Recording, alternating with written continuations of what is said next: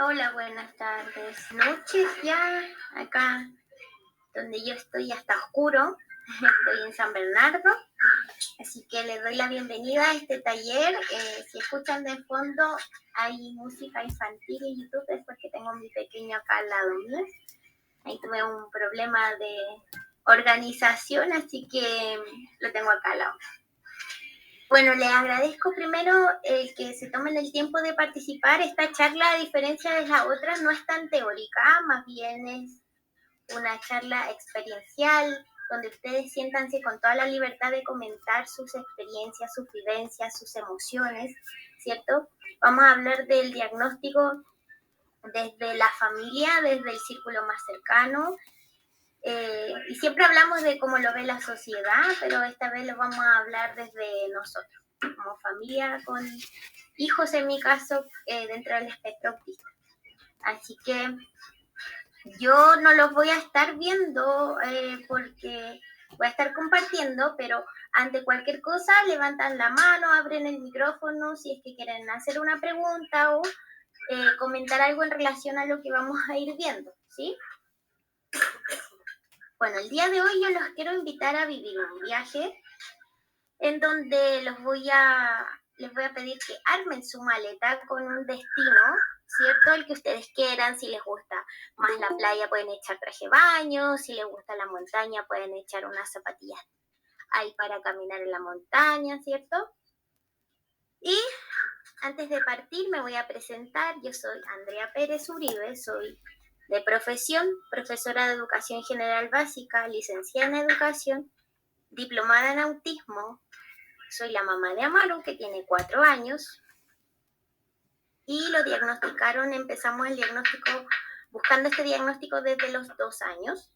Ha sido un caminar difícil hasta que el año pasado nos diagnosticaron ya. Digo, ¿por qué difícil? Porque pasamos por varios especialistas, ¿cierto? Al igual, a lo mejor, como muchas familias de las que nos están viendo el día de hoy, nos dijeron muchas cosas, como la primera persona que nos vio nos dijo inmediatamente que tenía rasgos TEA. Después un psiquiatra me dijo que no, que el problema era de la mamá. Hasta que llegamos al diagnóstico definitivo, donde nos dieron el papel para poder ingresarlo al programa PIE.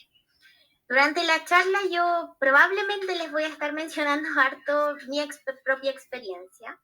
Si bien sé harto de teoría del autismo, también lo vivo día a día, ¿sí? Y hay una pregunta que nos hicieron el otro día por redes sociales a través del Instagram de Agrupación Autismo Chile, porque como en esto de poner quién soy, yo pongo que soy mamá cuidadora, ¿sí? Y si bien todos quienes somos mamá, papás, nuestra misión como propiamente tal es cuidar de otros, ¿cierto? Entregarle las herramientas para que sobreviva en esta sociedad.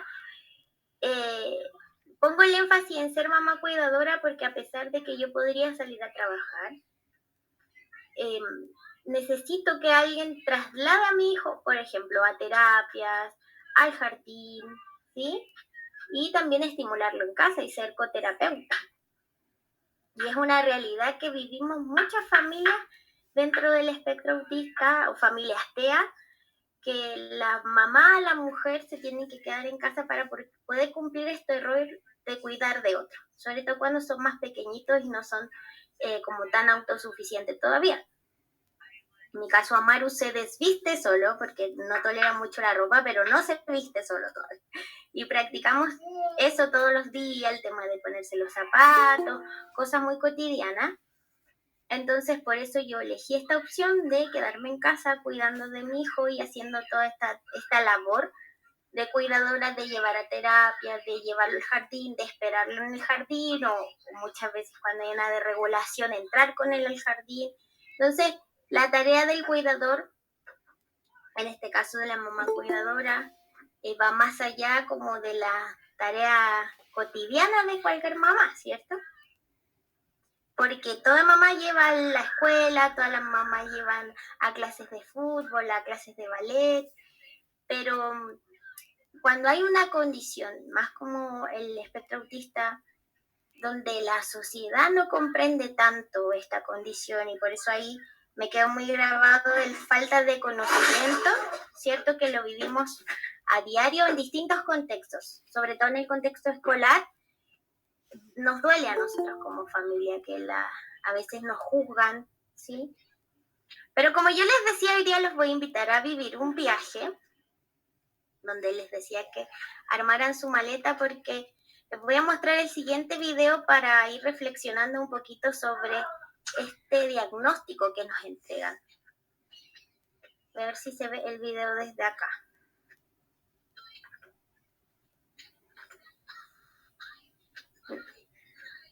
Voy a proyectar directamente desde YouTube.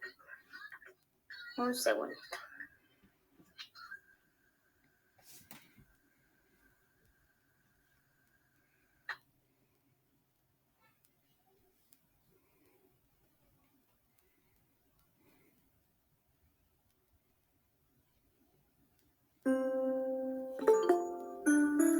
Cuando vas a tener un bebé es como planear unas vacaciones. Ese viaje a la playa con el que siempre has soñado, por fin lo vas a hacer. Entonces empiezas a comprar guías de las mejores casas del mundo y hacer planes maravillosos. Pasear por la orilla, tumbarte a echar una larga siesta. Es todo tan emocionante.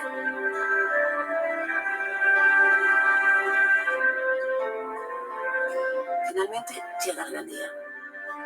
Preparas tus maletas y allá que vas.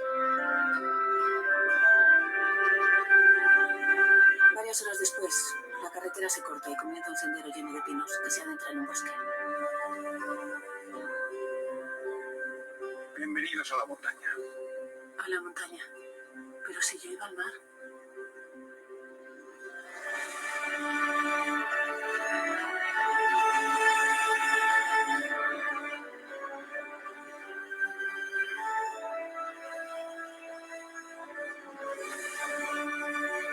Y aunque te lleva algún tiempo asumirlo, comienzas a pensar que no has llegado a un lugar tan horrible.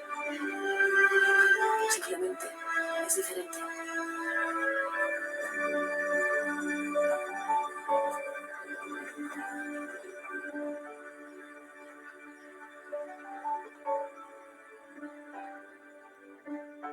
Porque si te pasas la vida quejándote de que nunca llegaste a ir a la playa, puede que nunca tengas la libertad para poder disfrutar de todo lo especial que tiene la montaña.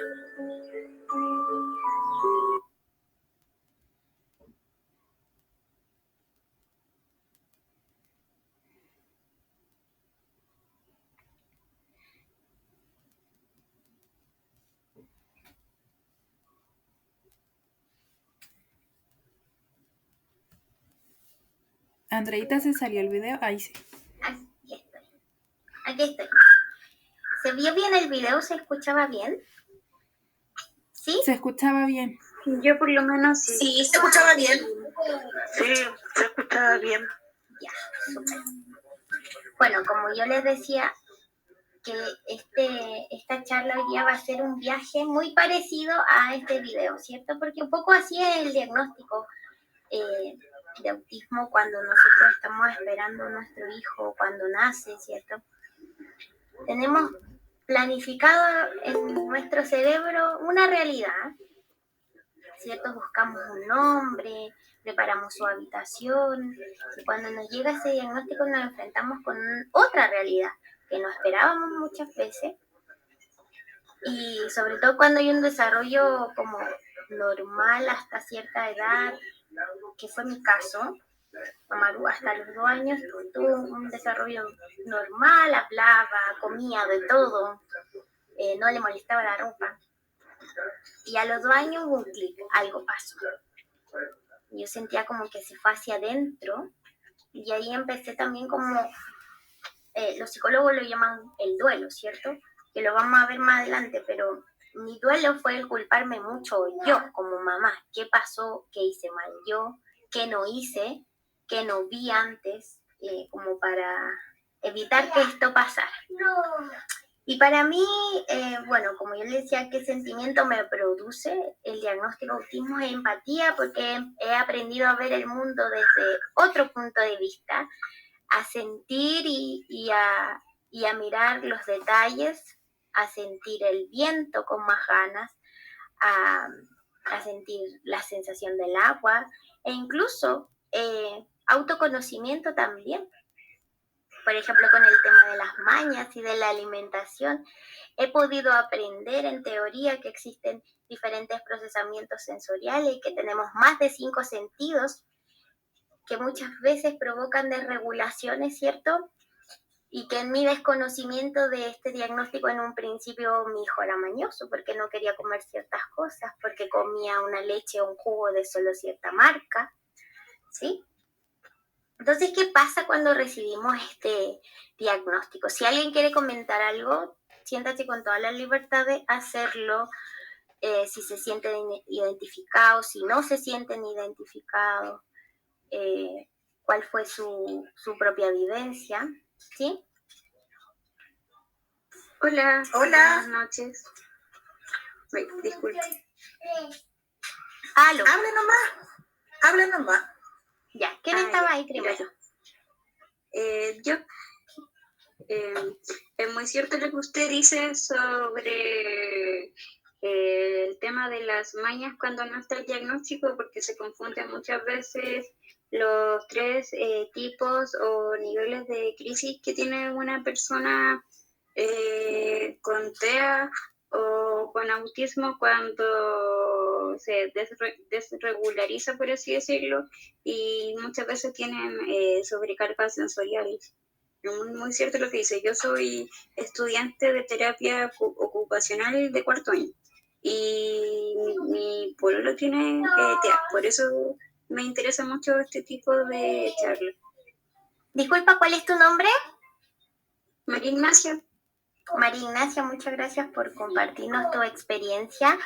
Y claro, yo actualmente estoy dando charlas a bomberos con respecto a la teoría del autismo, es una charla que dura 2 horas, pero hablamos mucho ahí de las dificultades de las funciones ejecutivas, del procesamiento sensorial, ¿cierto? De las teorías donde encontramos la raíz, por ejemplo, de esa desregulación, que puede ser emocional, sensorial, ¿cierto? Pero para quienes no conocen de autismo, quienes no lo viven o cuando recién nos entregan este diagnóstico, a los ojos de la sociedad son niños maleducados, malcriados, que los papás son muy aprensivos o a veces lo consienten mucho. O personas antisociales también. Exactamente. Que no tienen una raíz. Tolerancia a la frustración. Y como dice usted, no muchas veces se espera el diagnóstico porque al menos yo lo sé por la carrera que estudio, de que cuando el papá o la mamá tiene autismo y van a tener hijos con autismo, existe un gran porcentaje de temas genéticos que el hijo tenga autismo. Quizá no al mismo nivel, pero sí que tenga autismo o TEA. Así que eso. Muchas gracias por su tiempo. Claro, muchas gracias también. No hay a ciencia cierta no hay un origen, puede ser tanto como genético como ambiental, ¿cierto? No hay unos factores que nos digan así como, no sé, cuando tenemos fiebre es porque tenemos un virus, nos resfriamos, ¿cierto? Y nos dan un diagnóstico asertivo. El diagnóstico del autismo nos trae mucha incertidumbre y como inseguridad, que fueron palabras que leí por ahí por lo mismo, porque no hay una raíz propiamente tal de que nos diga su hijo tiene o es TEA o es autista por una razón, ¿sí? Y esa como incertidumbre a nosotros también nos afecta como familia. ¿Alguien quería hablar por acá? Yo. Ahí está. Hola. Hola, muy buenas noches. Sí. Hola, soy María Castro. Bueno, mire, le cuento lo que estaba diciendo usted, sí es verdad. En mi caso, mi hijo comía de todo, hasta los 2, 3 años. Comía de todo, tomaba leche, de todo, entró al jardín y de un día para otro cambió su alimentación así, pero brutal. Y yo, ¿qué pasa? Mi hijo usó pañal hasta los 4 años y medio, casi los 5 años. E incluso todavía hasta ahora está terminando, estamos casi logrando ya que termine con el control de esfínter. Gracias. para ir al baño del 2, porque del 1 nunca tuvimos problema. El problema con las texturas, increíble. Y aquí va el tema también a lo que hablaban de la falta de información, porque yo ni en mi vida y con todos los rasgos que tenía mi hijo, por lo que ya me he estado más informada, me imaginé que mi hijo pudiera tener autismo. Es decir, no era como algo completamente ajeno, nunca me informé. Entonces, es un tema, siento que falta con mucha inclusión, que todos estén informados. A esto también, a sumarle también lo que hablaban, eran las pataletas de mi hijo, en las esquinas, en la calle, ¿cómo se llama? Los gritos, ¿cómo se llama?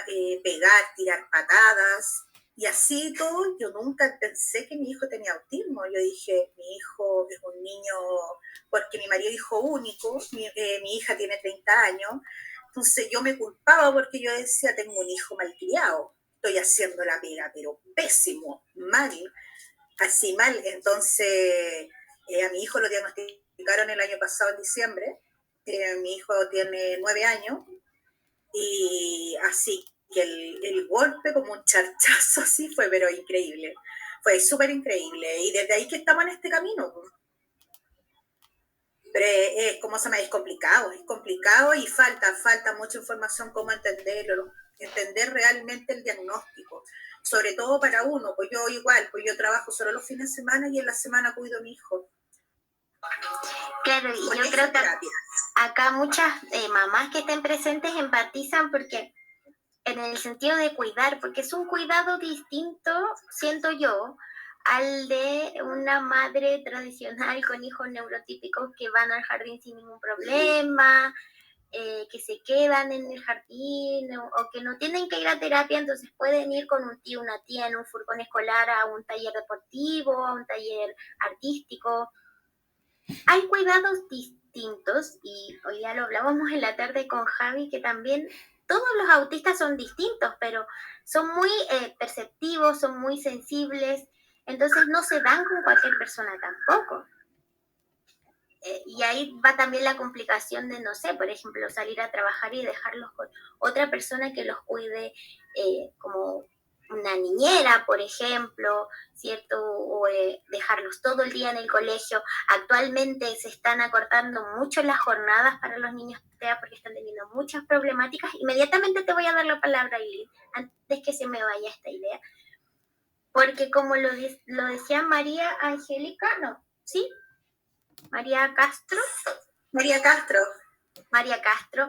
hay muy poca información y fue algo que a mí me frustró muchísimo como mamá, el no tener idea del autismo.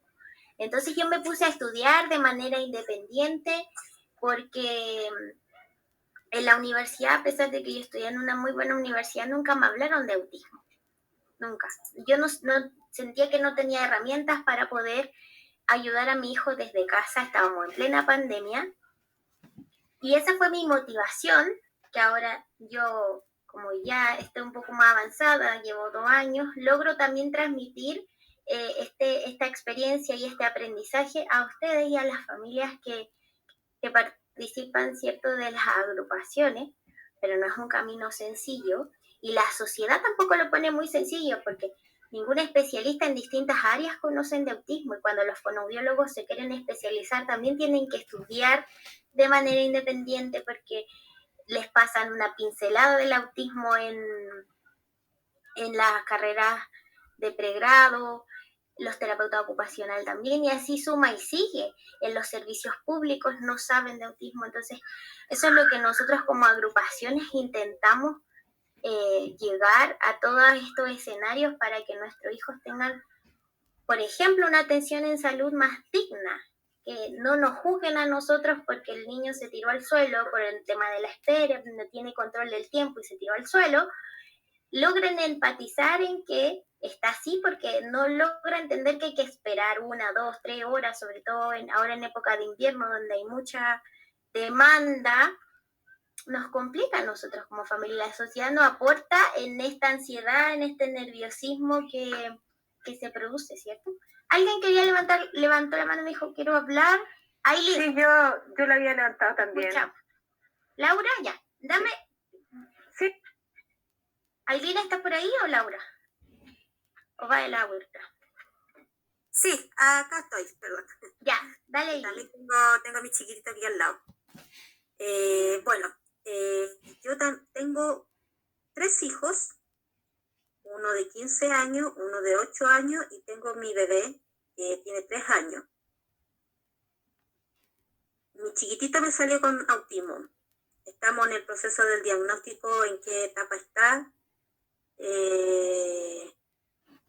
La verdad, para mí fue un balde con agua fría, porque a mí siempre, la verdad, siempre me llamó la atención su forma de jugar, siempre, porque yo ya tenía la experiencia de mis otros 2 hijos, pero la forma de él de jugar siempre me llamó la atención, de alinear los objetos, en este caso autos, porque mis otros 2 hijos mayores son hombres, entonces heredó todos los juguetes de los demás. Pero siempre me llamó la atención de que él alineaba los autos por color, por tamaño, pero nunca pensé en que podría ser el diagnóstico de autismo. Sí, siempre me llamó la atención muchas cosas de que él, su forma de jugar siempre fue aletear.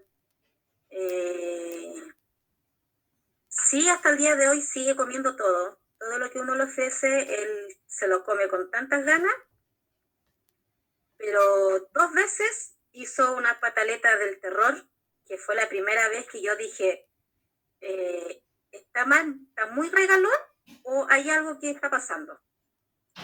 Porque sí, el más chiquitito, el más regalón, sus 2 hermanos mayores igual lo quieren harto, lo juegan con él, entonces yo pensé que a lo mejor podría ser un tema de regaloneo. Su primera pataleta fue en el supermercado, que la gente me miraba, pero como que, ¿qué le estáis haciendo al niño? Y ya yo entré a sospechar que algo no estaba bien. Y me costó mucho encontrar mucha información, me costó mucho. Gracias a que las redes sociales igual ayudan bastante, he podido llegar a varias agrupaciones sobre autismo. Y sobre eso llegué a un neurólogo especialista en trastornos de TEA, perdón. Y él ahí me dijo que efectivamente tenía muchos rasgos y estamos en el proceso de hacer los exámenes del A2, con audióloga, psicopedagoga y sí, fin de cosas que conllevan al diagnóstico. Pero yo siempre he dicho que los niños algo nos vienen a enseñar. Algo nos vienen a enseñar a esta vida, a este mundo que si hoy en día lo miramos está demasiado cruel, pero estos niños a nosotros nos hacen ver la vida de otra forma. Exactamente. De otra forma. Exactamente. Y la verdad yo nunca me cuestioné, nunca me he cuestionado tampoco de por qué a mí. Porque por parte mía, de mi familia y por parte de mi marido, no hay ni un niño con TEA, ninguno. Entonces de repente uno a lo mejor puede cuestionarse ciertas cosas, pero yo la verdad nunca me he cuestionado porque yo digo a lo mejor algo me viene a enseñar. Algo me viene a enseñar. Y la verdad es que llevo súper poquito en este mundo y la información que yo he podido captar es muy linda. Muy lindo todo porque son niños especiales, son niños que tienen una paciencia única, a no ser que cuando ellos les dé la rabieta o se descompensan, pero es su mundo y yo ahora yo con este diagnóstico, a mi Conchito le digo yo, es el sol de aquí de la casa, es el sol. Ese es como... Muchas gracias, Aileen, por compartir tu experiencia. Le vamos a dar la palabra a Laura para continuar con la charla. Laura. Ya, hola, sí, mi nombre es Laura Hernández, buenas noches a todos. La verdad, yo quería hablar un poco sobre lo que mencionaban delante, que sí se habla mucho de los neurotípicos, pero no de la neurodiversidad, ¿ya? Yo la verdad hice un recorrido bastante largo desde que el Benja estaba chiquitito, ahora tiene 14 años, fue diagnosticado recién el año pasado. Yo trabajando también en el área de salud mental, un poco, por ahí. lo llevé a los mejores psiquiatras, a los mejores neurólogos, y creo que, o psicólogos también, y creo que no es culpa de los profesionales, si bien un poco, yo creo que ahora se está hablando más, como lo dijo una persona también que estaba formándose en la universidad, ahora se habla un poco más de la neurodiversidad y en qué consiste la neurodiversidad. Sin embargo, creo que es importante que los profesionales del área de salud mental escuchen más a los padres, porque siempre yo tuve la duda, siempre. Y me decían, no, él es un viejo chico, esto, otro, él sabe mucho, él esto. Pero creo que él sufrió mucho por los cuestionamientos sociales que se hacía, etcétera. Y por eso él desarrolló una depresión ya desde hace 2 años. Está medicado, no lo quería medicar porque sé más o menos lo que provocan también los efectos secundarios que provocan ciertos medicamentos, y es una de las dudas que tengo. ¿Es necesario, por ejemplo, ya si el niño pasó una depresión, etcétera, que tenga medicación, por ejemplo, el aripiprazol? Y la otra duda que tengo, recién yo estoy conociendo esto, creo que existe mucha información también a nivel de las plataformas, pero hay información que también no es verdadera. Yo creo que uno tiene que también aprender a filtrar, y estas charlas y el compartir de repente toda esta información, yo creo que nos hace más cercanos a la neurodiversidad y al conocer y acercarnos también a lo que es esto. Y también los médicos, algunos psiquiatras que converso con algunos, me han dicho que también está sobrediagnosticado, tanto lo que es la neurodiversidad como el trastorno de déficit atencional, el TEA o otro tipo de neurodiversidad. La verdad yo tengo, si bien puedo decir que sí, en algún momento es un proceso que se vive, que hay que asumirlo. A nosotros nos ha costado porque fue hace muy poco, es un proceso y la verdad uno se pregunta y se cuestiona. O sea, yo puedo decir así a calzón quitado en el buen chileno, uno se cuestiona como mamá, uno se cuestiona como familia, uno se cuestiona qué fue lo que hice mal, si bien no hay una etiología, digamos, científica de por qué está el TEA o por qué hay niños con TEA. Yo creo que viene mucho cuestionamiento, y también dentro de lo que es la neuroeducación nos falta mucho, y lamentablemente los colegios particulares no trabajan con los programas PIE, o si lo trabajan es muy superficial. Creo que los colegios municipales en ese aspecto van muy avanzados. Pero me gustaría hacer un alcance ahí. El otro día conocí la experiencia de una mamá que también tiene el diagnóstico recién de su hijo. Ella está en un colegio particular y el colegio particular le pidió que sacara a su hijo, porque claro, tiene algunas conductas disruptivas para el colegio que no logran sostener, ni apoyarlo, ni contenerlo. Y la mamá me buscó para pedirme ayuda si es que sabía de algún colegio que lo pudiera recibir a mitad de año, y yo le hice este mismo comentario porque lo he visto. Sin embargo, hay mucho que trabajar.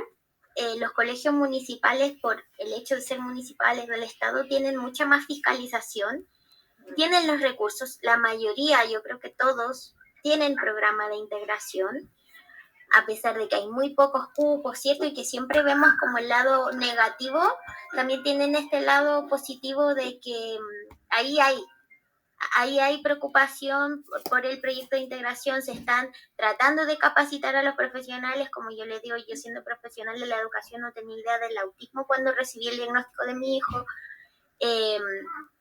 pero se está haciendo, a diferencia de los colegios particulares, y ahora está floreciendo mucho, digo floreciendo porque es algo nuevo, entre comillas, 2 temas: la educación libre, como las escuelas libres o con metodologías diferentes como la Montessori, por ejemplo, y también el educar en casa, que se ha dado mucho post pandemia, porque la pandemia fue un cambio de rutina abrupto y que a muchos niños dentro de la condición del espectro autista les vino muy bien estar como en su zona de confort, en su casa, y volver a la realidad le ha costado mucho a la escuela en todo sentido, porque además hay un nivel de violencia, como decía ahí Aileen, estamos viviendo en una sociedad en donde le pedimos a los niños que no sean violentos, pero los adultos lo estamos siendo también, y lo vemos a diario en las noticias, donde hay un choque de auto y se bajan y se pelean o se tiran cosas contra el parabrisas.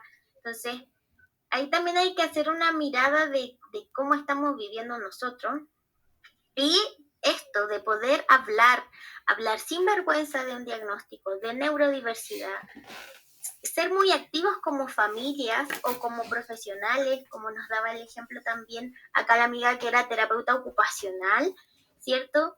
De ser activos y de participar en los avances que necesita o los apoyos, mejor dicho, que necesita ese niño, esa niña, ese adolescente o ese adulto que muchas veces ha tenido que vivir como mimetizado en una sociedad neurotípica, ¿cierto? Para no parecer distinto, para no verse raro.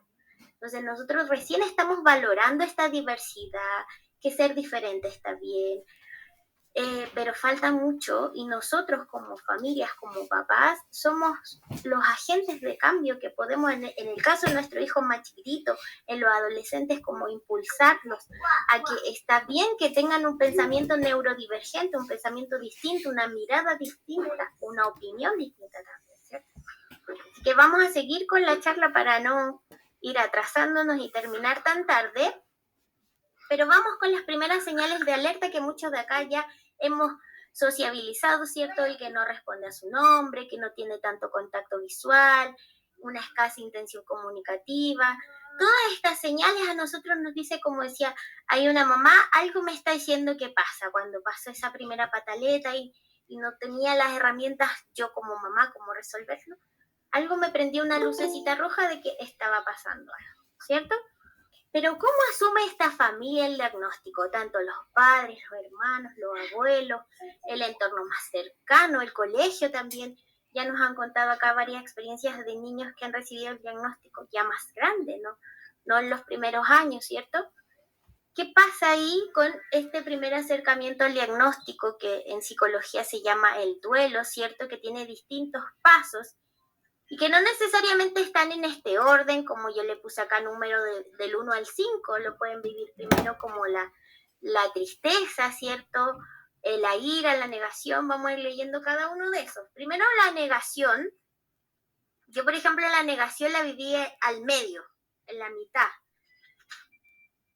porque primero como que cuando me dieron esta primera luz de que existía un diagnóstico, lo acepté, que dije, bien, tengo como algo en que afirmarme de que no estoy equivocada y de que algo está pasando, de que no es solamente que sea hijo único, porque también me lo dijeron, mi hijo es único, muy regalón, estábamos en plena pandemia, el pediatra me dijo, a los 2 años dejó de hablar, entonces yo le comunico mi inquietud y me dice, no, tranquila, no nos preocupemos hasta los 3 años. Entonces yo logré aceptar de que algo estaba pasando y tratando de adaptarme a esta nueva realidad. Luego fui a un psiquiatra bien renombrado acá en Santiago, de hecho fui a Vitacura, voy a dejar de compartir en grande para poder mirar a los que están ahí conectados. En Vitacura, y cuando yo le cuento todo lo que estaba pasando, yo tenía mucha pena, tristeza, ¿cierto? Y yo lloraba contándole y me dice, no, acá el problema es de la mamá, algo está pasando con la mamá, su hijo no está puro perdiendo plata, textual les estoy diciendo esta experiencia, está puro perdiendo plata en terapias. Deje de gastar plata en terapia y lo único que necesita su hijo es fonoaudiólogo. Y me recomendó un fonoaudiólogo de la Santa María, etcétera. Y pasé por esta situación de negación, de cuestionarme qué estaba pasando, por qué a mí me estaba pasando. Volví al tema de la culpa, de que yo estaba haciendo algo mal, de que yo no estaba estimulando lo suficientemente a mi hijo, siendo que en pandemia me gasté plata que no tenía en juegos Montessori, juegos de estimulación, y le hacía actividades, buscaba actividades por internet, imprimía dibujitos, láminas, no sé qué. Y estaba en esta negación, ¿cierto? Yo no pasé, por ejemplo, por la ira, que es el sentimiento de tapar otros sentimientos, y como del por qué el diagnóstico, cuando no tenía claro el diagnóstico, yo nunca sentí esta sensación o este sentimiento de ira. Pero sí tuve que llegar a la negociación conmigo misma, reflexionar, cuando estuvo 1 mes sin terapia, luego que este psiquiatra me dijera que no era TEA, yo no veía avances en mi hijo. Y yo decía, yo tengo que sacarlo de la casa, tengo que buscar una terapia. Y llegué al lugar del centro de terapia donde estamos ahora, que ya llevamos casi 2 años. Entonces tuve que tomar una decisión, dejar de cuestionarme lo que me había dicho ese especialista, ese profesional, y más que nada ocupar como el instinto de mamá y seguir lo que yo creía que algo estaba pasando. Luego después de eso llegué a un neurólogo muy bueno que me dijo, sí, su hijo necesita terapia, necesita avanzar, no se preocupe tanto en el diagnóstico si eso no es, pero preocúpese en que tenga apoyo de terapia ocupacional, de fonoaudiólogo, ¿cierto? Y desde ahí para adelante buscando, hasta que en el jardín me pidieron que tenía que tener el diagnóstico en papel. Lo llevó a un neurólogo y me dice, sí, es como TEA de libro, porque caminaba en puntitas, aleteaba, se frustraba muy rápido, ¿cierto? Había muchas características y me dio el diagnóstico inmediatamente. Pero nosotros, las familias, pasamos por todas estas emociones, sensaciones que las llamamos duelo. La negación, la ira, la negociación, la tristeza, la aceptación, ¿sí? Y probablemente estemos en la aceptación ahora, en mi caso que estoy en primera infancia, y a lo mejor en la adolescencia o 2 años más va a haber algún acontecimiento que me van a hacer retroceder nuevamente a la tristeza. Y algo que hablamos mucho entre las mamás, que es el tema escolar, que produce mucha ansiedad, mucha preocupación, ¿cierto? Entonces vamos a ir transitando a lo largo, yo creo, de la vida, porque así como se nace, se muere autista, con estos sentimientos, ¿sí? Pero, ¿qué pasa con los hermanos, cuando hay hermanos? Con los hermanos se pueden generar un sinfín de sensaciones y sentimientos, ¿sí? Puede existir, en el caso de que sean mayores o menores, un rol de autoexigencia de preocuparse por este hermano que tiene la condición. Pueden existir celos porque hay mayor preocupación por un hermano que por el otro. Se pueden aislar, pueden sentir también vergüenza de repente cuando no se entiende muy bien al principio el diagnóstico, o no se entiende por qué ese niño se tiró al suelo. ¿Quién le molestó a ese niño para que se tirara al suelo, se golpeara la cabeza, ¿cierto? Pueden tener una sobrecarga de responsabilidades, una preocupación excesiva por el futuro, porque se van a sentir responsables si falta esa mamá, ese papá, de ellos ser quienes se encarguen de este hermano, esta hermana. O tener una sensación de miedo, ¿sí? ¿Qué pasa con los abuelos? Los abuelos, al igual que los padres de este niño, esta niña, este adolescente, autistas, viven este duelo, este proceso que veíamos al principio, de pasar por la ira, la tristeza, la negación, la aceptación. Normalmente los abuelos, y en la época que estamos viviendo, desconocen mucho el diagnóstico, al igual que nosotros como familia, sí, tienen sentimientos de culpabilidad también, porque ¿qué no hice? O no estuve tan presente, podría haber ayudado más, ¿cierto? Preguntas como esas se pueden hacer. Tienen miedo a no poder atender a las necesidades de sus nietos por sus condiciones, ¿sí? Y por sus condiciones físicas propiamente de ellos como abuelos, porque tener un hijo, una hija, un nieto, una nieta con un diagnóstico, el que sea, requiere no solo de fuerza física, sino que también de una fuerza importante emocional por salir de esa zona de confort en la que normalmente estamos, porque no podemos, por ejemplo, cuando el niño no sigue instrucciones, estar en la casa y cuidar a ese nieto o esa nieta y que le pidamos, no sé, estoy pensando en una abuelita de aquellos años que todavía tejían, entonces, que le traiga el tejido, por ejemplo. O estar tranquilamente cuidando a ese nieto o esa nieta tejiendo, estoy poniendo un caso completamente ficticio, tejiendo mientras el nieto que tiene alguna dificultad sensorial se está subiendo un mueble. Entonces, el cuidar de un niño o una niña con diagnóstico, cuando hay, como les digo, o sea, la palabra lo dice, el espectro es tan amplio, hay tantos casos, todos los casos que les voy contando se me vienen a la mente desde mi propia realidad. Mi hijo tiene muchos temas propioceptivos, entonces necesita constantemente buscar el peligro, para decirlo de una manera muy coloquial. Se sube a los muebles, necesita trepar. Por lo tanto, en mi casa yo tengo una tabla de escalada, tengo una cama elástica para poder como ayudarlo en la estimulación de esas sensaciones que él necesita. Pero cuando yo salgo, por ejemplo, se queda con mi mamá dice yo no le quito un ojo de encima, no hace ninguna otra actividad que dedicarse 100% a cuidar a mí, ¿sí? Porque más allá de decirlo como la palabra inquieto, tiene una razón sensorial detrás, ¿sí? Esa inquietud, esa búsqueda de una sensación distinta, ¿sí? Entonces, ¿qué podemos hacer? Sienten también esta necesidad de querer ayudar de alguna manera. Para eso nosotros necesitamos comunicar el diagnóstico de manera clara y concisa, ¿sí? En el caso de que los abuelos o las abuelas quieran ser partícipes, quieran apoyar a esta familia que está recién recibiendo el diagnóstico. ¿Cuáles son las necesidades de familias TEA? Son muchas, son múltiples, pero las principales son emocionales, ¿cierto? De contención, que sobre todo la contención se necesita cuando se recibe un diagnóstico, pero durante, como yo les decía, de toda la vida, porque van a haber momentos más fáciles que otros. Y vuelvo con el tema de mi propio caso. Yo en este momento estoy súper bien, mi hijo está súper regulado, tanto emocionalmente como sensorialmente, pero me preocupa mucho el tema escolar, el otro año tiene que entrar a kinder. Entonces ahí es donde yo trato, dentro de lo posible, porque también me cuesta comunicar un poco mis emociones, de buscar ayuda en mi familia, en el círculo más cercano, para no vivir este proceso sola, como mamá y como pareja junto a mi marido, junto a mi hijo. Entonces comunico esta necesidad o esta ansiedad que me produce el tema escolar. Las necesidades de información. Muchas familias llegamos a este diagnóstico sin conocer absolutamente nada del autismo, existe mucho mito alrededor, entonces tenemos que primero saber que no es una enfermedad, que es una condición de vida, que ningún remedio va a hacer que se le pase, sino que va a vivir con esta condición neurodiversa a lo largo de toda su vida y tenemos que aprender a vivir como familia con eso, ¿sí? Tenemos esa necesidad que, vuelvo a lo mismo, me está pasando a mí con el tema de la planificación del futuro, en este caso con la escolaridad.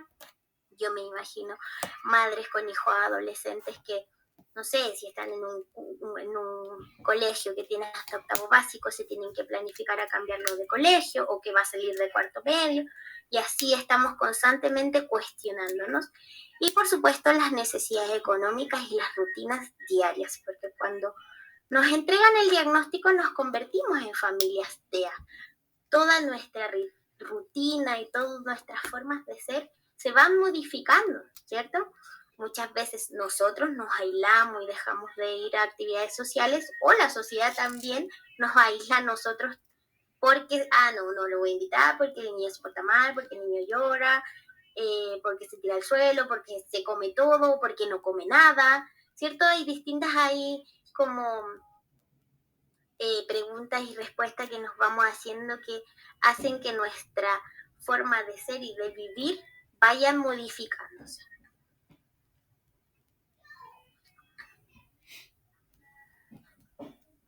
En cuanto a las desregulaciones, nosotros tenemos que tener claro que las personas dentro del espectro autista tienen dificultades tanto a niveles de funciones ejecutivas, ¿cierto? De regulaciones sensoriales, o sea, de procesamiento sensorial, que lleva a una desregulación sensorial. Entonces tienen un pensamiento rígido, tienen fijaciones en los detalles, seguimientos de rutina, desregulaciones sensoriales. Muchas veces hay niños que les molestan los ruidos, les molestan los olores, los colores, ¿sí?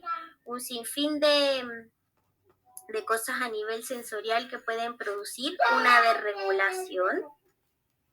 Dificultades para expresar las emociones, y por eso yo acá les pongo estos pictogramas de las emociones, porque necesitamos ayudarlos en cuanto a reconocer sus emociones. Dificultades para planificar, ¿cierto? Como para hacer un sándwich, hacer su mochila. También tenemos desregulaciones en cuanto hay trastornos, como el trastorno del sueño, o sea, si ese niño o esa niña no durmió bien la noche anterior, probablemente al otro día en el colegio no sea un buen día porque tiene sueño, o porque hay ciertas situaciones que le provocan ansiedad, sobre todo cuando no saben que hay un cambio de rutina y no hay una anticipación. ¿Voy muy rápido? Va desfasada la imagen, o sea, como el PPT con lo que estás explicando. Ya. Voy a intentar regular eso. A mí igual me gustaría dar mi opinión. ¿Sí? ¿Quién estaba hablando? ¿Laura? ¿Laura Godoy? Sí. Dale, Laura.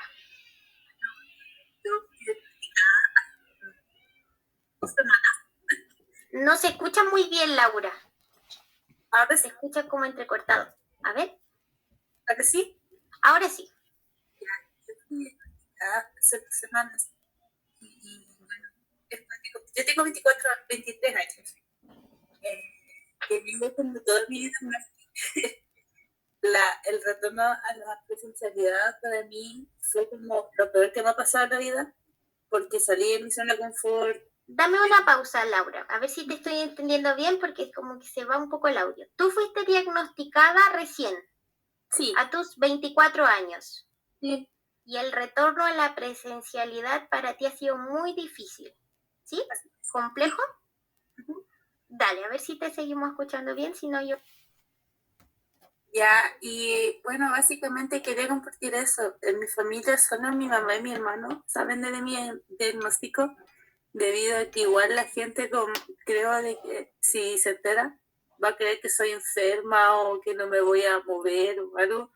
Entonces es como difícil en la sociedad que vivimos. Yo estoy en la universidad y mis profesores igual son pencas. Estudio pedagogía en inglés y tengo que escuchar listenings y los profes los ponen como en 100. Y yo sufro mucho porque está muy fuerte y le digo, profe, lo pueden bajar, y se enojan, no me regañan. Entonces me han aceptado muchas cosas que la gente no entiende. Como que creo que tengo la necesidad de contarle a la gente mi condición, como soy, para que recién digan, pobrecita, pucha, y me van a entender. Y eso me da lata igual, yo siento de que a muchas personas que están escuchando acá les debe pasar lo mismo.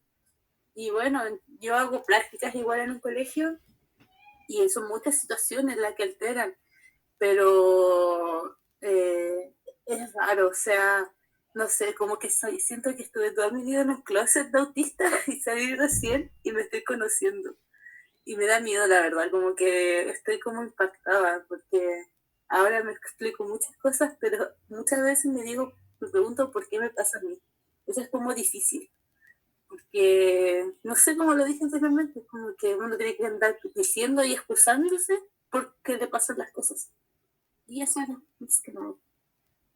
Muchas gracias, Laura, por contarnos tu experiencia, que además acá Laura nos cuenta que ella recibió el diagnóstico recién a sus 24 años, que está estudiando en la universidad, que la gente no empatiza mucho en temas como sensoriales. Vivimos en una sociedad muy sensorial, donde hay mucho ruido, donde hay muchos olores, ¿cierto? Y la gente no logra comprender que a veces eso puede llegar incluso a doler. Yo doy un ejemplo cuando he ido a dar charlas a los colegios, que a lo mejor ese niño o esa niña está inquieto porque le molesta el perfume de la profesora. ¿Sí? A lo mejor usa un perfume muy fuerte que para él no es tolerable y se distrae tanto con el olor de ese perfume de la profesora que se desregula. ¿Sí? En este caso Laura nos daba el ejemplo que ella, como estudia pedagogía en inglés, tiene que escuchar muchas clases y los profesores la ponen al volumen muy alto y le molesta. Entonces eso es lo que la sociedad debiese comprender para que no juzgue, para que no se vea como alguien raro y logre empatizar, ¿sí?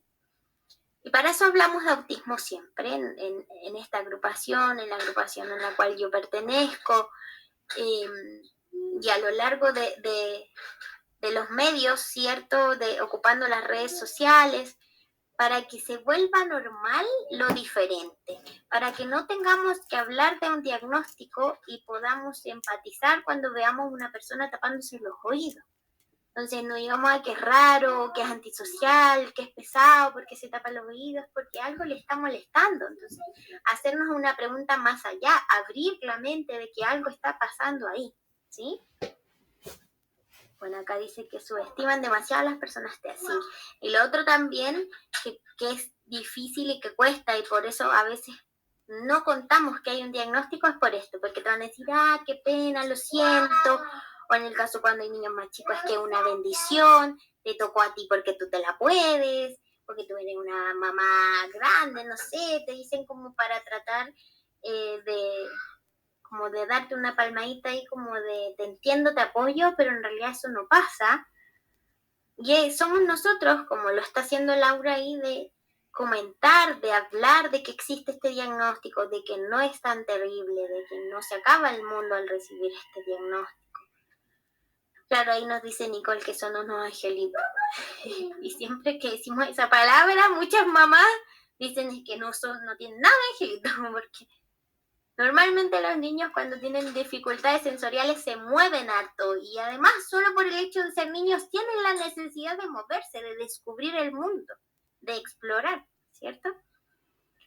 Vamos a continuar. ¿Alguien más quería hacer una pregunta?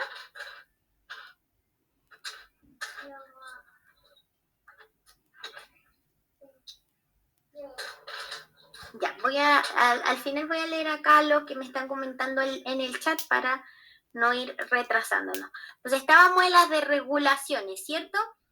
Entender que las personas dentro del espectro autista no todos, son todos muy distintos, pero pueden tener un pensamiento rígido, fijación en los detalles, por eso siempre vamos a ver niños que en vez de jugar con el autito, como darle un juego simbólico de que están jugando, no sé, en una pista, están mirando la rueda del autito, porque ese girar de la rueda, ese detalle les llama más la atención y por eso se ponen en el piso y mueven el autito para un lado, para otro, o como nos decía la mamá ahí, lo ordenan por colores, por tamaños, porque tienen una fijación en estos detalles.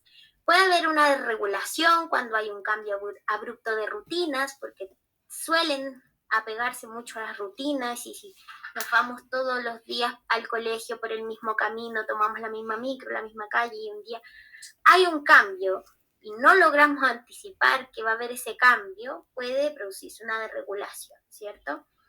En el ámbito sensorial, como lo habíamos dicho, por eso yo puse ahí los 5 sentidos, pero en realidad son más sentidos y yo creo que eso lo deben haber visto en las charlas de integración sensorial, que también nos pueden desregular. Laura nos daba el ejemplo ahí en sus clases de inglés, donde ponen el volumen de la clase muy fuerte, ¿cierto? El video, y le molesta y no logra concentrarse en la clase porque le molesta mucho el ruido. Dificultades para expresar emociones, por lo tanto debemos ahí ayudarlos en reconocer primero las emociones, dificultades para planificar y trastornos, como por ejemplo el trastorno del sueño, de la ansiedad, que son como por movilidad del autismo. No existe un manual, ¿cierto? Javi, ¿estás por ahí? Sí, ahí se ve la diapo. Ya. Espera, que aquí Carito nos estaba comentando. No sé si puedes leer un segundo el mensaje de Carito, Javi. Sí. Nos mandó 2 mensajes. Dame un segundo que lo voy a ver de acá.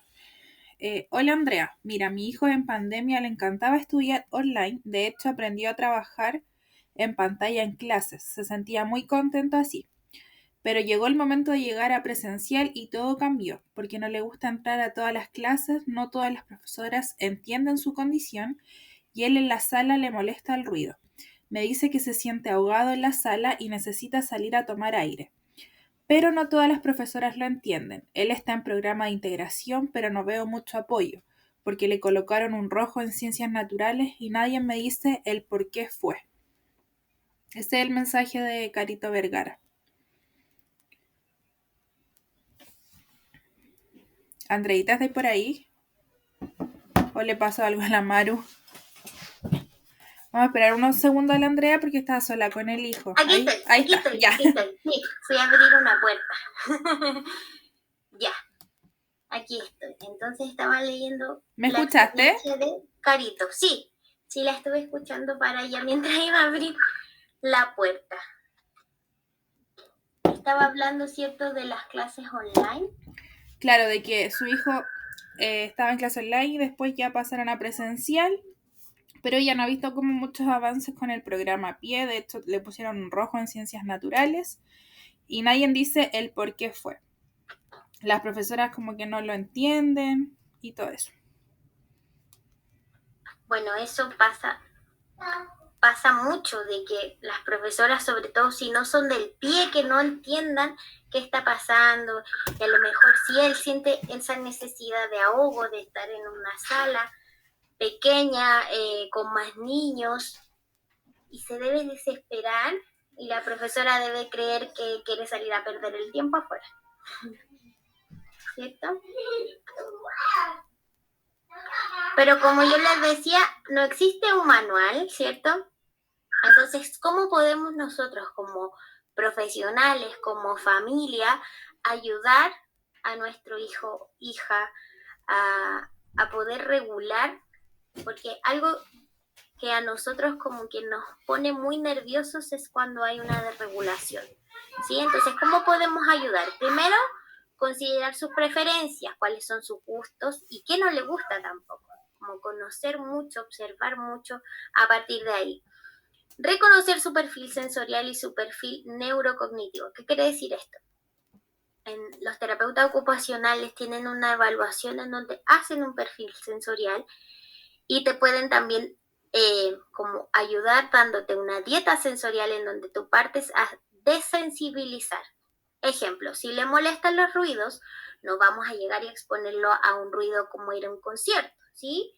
Pero se puede hacer como una transición a que vaya tolerando poco a poco los ruidos con trabajo sensorial, ¿sí? Con el mismo tema de las texturas, los colores, los olores, es todo un proceso que requiere harta paciencia. Y el perfil neurocognitivo es también saber cómo aprende ese niño o esa niña. Ejemplo, muchas veces a los niños por temas motrices a lo mejor le puede costar marcar una prueba, ¿sí? Hacer como esta cruz en la alternativa. También donde son muy literales les cuesta como inferir en una prueba de lenguaje, sobre todo, qué me están preguntando. Sin embargo, si tú le haces la pregunta muy concreta, le permite a ese niño o esa niña que te responda de manera verbal, te vas a dar cuenta que su forma de, o sea, tú creías que no te estaba entendiendo porque no respondió la prueba, no sabía nada, pero a lo mejor sí oralmente lo sabe y te puede a lo mejor recitar toda la Segunda Guerra Mundial, porque sí le llamaba mucho la atención ese tema, ¿cierto? Entonces también ahí son muy selectivos. Observar sus conductas y sus comportamientos. O sea, ¿qué lo regula, por ejemplo? En este caso que nos contaban esta experiencia de que se siente ahogado. Yo como mamá decirle a mi hijo, se regula saliendo 5 minutos a correr al parque. Y va a volver más atento, va a volver y va a estar más concentrado, porque va a soltar también toda esa energía que lo tiene ahogado y lo hace sentir ahogado, ¿sí? Ser activos, nosotros como familia y como profesionales, en su desarrollo, en sus avances. Cuando yo digo acá ser activos, también como familias, porque la terapia no lo es todo. Van a terapia 1 o 2 veces por semana, 45 minutos. Entonces, ¿quiénes podemos cooperar a que esa terapia funcione? Nosotros, como padres, como familia, siendo coterapeutas, ¿cierto? Preguntando, estando encima ahí de los terapeutas, ¿cómo lo ayudo? ¿Qué puedo hacer yo en casa? Tenemos muchas rutinas que podemos aprovechar, la hora de la comida para interactuar. Si no está apuntando o quiero reforzar el área del lenguaje, poner algo que a él le guste en una cajita plástica o no a su alcance para que te logre indicar que quiere alcanzar eso, ¿cierto? Y también ser activos en la escuela, contarle a la profesora, sobre todo a las profesoras jefe, al profesor de música, si tiene temas sensoriales a nivel auditivo, cómo es mi hijo, cuál es el perfil de mi hijo. Mi hijo se regula por esto otro, no le gusta esperar. O sea, en la vida hay que esperar y eso debemos aprender como a manejarlo, ¿cierto? Pero se va aprendiendo, es una habilidad que se va adquiriendo la paciencia y hay que ir practicándola en todas estas áreas, ¿sí? Y con el mismo tema de la sociedad, como yo les decía, muchas veces las familias tenemos miedo a decir que mi hijo, mi hija tiene este diagnóstico por esto, por que nos juzguen, porque nos miren como pobrecito, que tiene un angelito, no sé qué. Entonces, no tener miedo a que algo está pasando, a que mi hijo sí es distinto, es diferente, pero no por eso no va a ser parte de una sociedad, ¿sí? Entonces, ahí hay que hacer el equilibrio. Ayudarle a gestionar sus emociones, o sea, quizás no en el momento de la desregulación, cuando está mal en el suelo, golpeándose la cabeza, ¿cierto? Pero cuando ya pasó, decirle, ¿estás enojado? ¿Estuviste enojado? ¿Cómo puedo ayudarte? ¿Sí? Que reconozca qué emoción está pasando en ese momento o en el momento que pasó. ¿Sí? No sé si se va entendiendo eso, porque claro, en el momento va a estar como tan sobreestimulado, hablando, por ejemplo, sensorialmente. Le molesta mucho un ruido, entonces sacarlo del lugar donde está ese ruido y gestionar la emoción. Tienes miedo, porque a lo mejor es un ruido muy fuerte, no sé, pensando en una sirena de una ambulancia, te dolió, buscar ahí cuál fue la emoción que hizo y provocó esa desregulación. Y tener a mano herramientas de apoyo que ayuden a esta regulación para cambiar el foco. ¿Sí? En este caso, nosotros hablamos de una caja de la calma o de materiales que lo ayuden a calmarse. Ahora está muy de moda los fidget toys que ayudan como para la ansiedad, para la espera, las botellas de la calma. Pero estas herramientas se usan como apoyo. El que tiene que ayudar a gestionar la emoción es el adulto, ¿sí? Y para eso el adulto tiene que tener un carácter neutral cuando hay una desregulación. Si el niño está triste, el adulto no puede estar igual de triste o ansioso. Yo sé que eso cuesta mucho, lo vivo a diario, pero tiene que tratar de tener en ese momento un carácter neutral para que el niño también se sienta acompañado, se sienta acogido y se sienta como en confianza de que puede explotar, pero que está acompañado de un adulto que lo va a ayudar a gestionar esa emoción. ¿Qué apoyos sociales podemos tener? Profesionales que trabajen en el área, que manejen el diagnóstico, como los neurólogos, los terapeutas, psicólogos, fonoaudiólogos, kinesiólogos, ¿cierto? Buscar esos apoyos en la medida que se pueda, ¿sí? Yo sé que pagar terapias no es fácil, que además los valores no son tan accesibles, pero por ejemplo, si hay un fonoaudiólogo un pie en la escuela, conversar cuál es la necesidad del niño, qué les preocupa a ustedes como familia y también qué ellos pueden aportar como profesionales, cómo pueden ayudar, ¿cierto? Hablar de lo que les está pasando, de sus preocupaciones con quienes les interesen. O sea, si ustedes ven que su familia está interesada en apoyar, en aprender, un abuelo, una abuela, un tío, una prima, o amigos o sus vecinos, hablar del tema. Colaborar con los profesionales y la escuela, ¿sí? Para buscar un método de trabajo que a ese niño, a esa niña les sirva, ¿sí?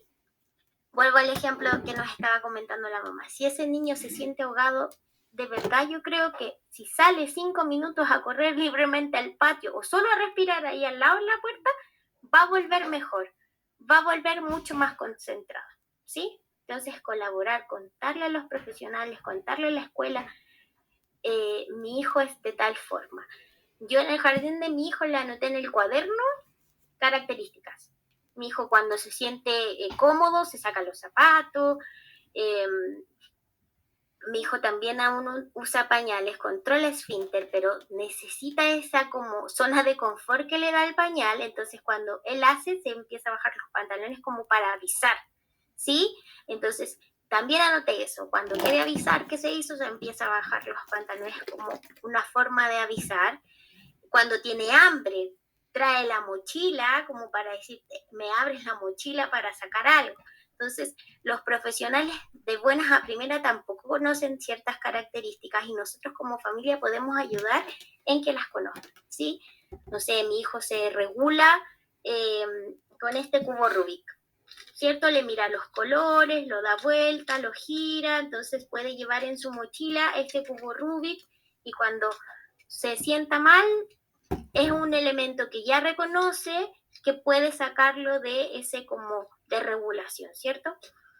Aprender sobre autismo con profesionales o en plataformas que sean reconocidas, ¿cierto? También ahí nos comentaba una mamá que hay un sobrediagnóstico, que hay mucha información en internet. Yo el otro día buscando un video encontré uno que decía, ¿cómo se cura el autismo? Y yo quedé como impactada que existan ese tipo de videos en redes que digan cómo se cura el autismo. Ya sabemos que no es una enfermedad, que no existe ningún remedio, pero sí podemos avanzar a través de terapia, ¿cierto? Y de un trabajo constante a nivel familiar, en la casa, ¿sí? Porque somos quienes pasamos más tiempo con nuestro hijo, entonces aprovechar todas esas rutinas para sacar provecho, para flexibilizar también ciertas cosas, porque la vida va cambiando, o sea, aprendimos con esta pandemia que no tenemos nada controlado, entonces el día de mañana, no sé, si en la escuela está lloviendo, se inundó el patio, no van a salir a recreo, que el niño sepa que en algún momento no toda esa rutina escolar de que entró a clase a las 8:30, a las 9 sale a recreo, después a las 10 entra a clase y etcétera, va a ser siempre igual, que pueden haber cambios por temas climáticos, por ejemplo, como la lluvia, ¿sí? Y pedir ayuda cuando se requiera, cuando un familiar, sobre todo el que cuida, está sobrepasado, ¿cierto? Por eso la importancia de hablar de lo que está pasando para sentir la confianza de pedir ayuda. Y para terminar, yo les traigo estas frases de Temple Grandin, que es una película que está en HBO Max, que habla del autismo. A mí me gusta mucho porque lo muestra tal como es. Si bien ella es brillante, científica, está basada en hechos reales, muestra tanto la figura de la madre que no se dio por vencida, pero también el que ella tenía una fijación por la ciencia y por las vacas y logra cosas maravillosas a nivel de corrales y de sacrificio de vacas, ¿cierto? Ella nos dejó estas dos frases que dice que tienes que mantener a los niños autistas, participar con el mundo, no se pueden dejar que se desconecten. Y el mundo necesita todo tipo de mentes. A mí esta frase me gusta muchísimo porque la verdad que esta neurodiversidad nos permite comprender que existen distintos mundos. Y cuando hablamos de autismo, empezamos a reconocer las diferencias en todo el mundo y a ser mucho más empáticos con el que está al lado, ¿sí? Porque yo ahora no juzgo a ningún niño que está desregulado, ni siquiera a esa mamá, por ejemplo, en el supermercado, de decir, qué malcriado ese niño. No, al contrario, trato de empatizar, de no involucrarme, de no juzgar, o incluso de poder ver cómo ayudar a esa mamá, ¿sí? Entonces, cuando entendemos el autismo, entendemos y abrimos nuestra mente y vemos de otra manera el mundo. ¿Alguna pregunta, alguna consulta? A mí me gustaría mostrar las botellitas de la calma para las personas que no la conocen. Que acá justo tengo, no sé si se ve. Sí, la botella de la calma es un recurso muy casero que de verdad a mí me ha dado resultado, pero después de mucho trabajo detrás. Por ejemplo, yo antes calmaba a mi hijo dándole un dulce o pasándole el celular. Y luego con la terapeuta empecé a trabajarlo, que primero el dulce tenía que ser, no podía ser como un premio de consuelo, ¿sí? Sino que tenía que ser un premio como de refuerzo positivo. Entonces lo empecé a cambiar. Cuando él, no sé, le va bien en terapia, un dulce, ¿sí?